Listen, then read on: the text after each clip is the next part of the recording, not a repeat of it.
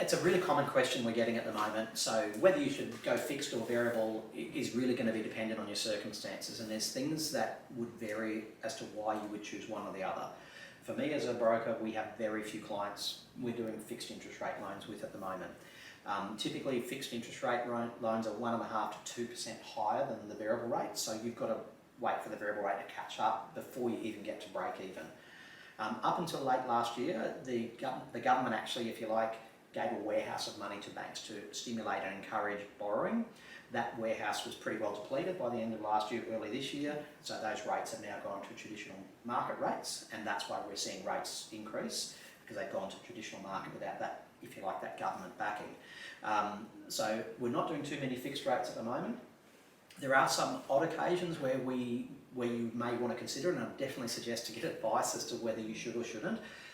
Pros and cons obviously with each. So if, for example, you're on a variable rate, there's no penalty to sell or refinance. If you're on a fixed rate, depending on what your fixed rate is and what the current fixed rates are, there's a potential penalty to move or to sell or refinance your property, whereas on variable there's none. The other thing is fixing has a penalty, typically it has a penalty to paying extra. So you might only be able to pay, for example, 10 grand extra a year without penalty, and typically you can't pull that money back. Whereas on a variable rate, you can put as much as you like, as often as you like into the loan, and typically you can redraw that for free for no cost, and or link an offset account to it.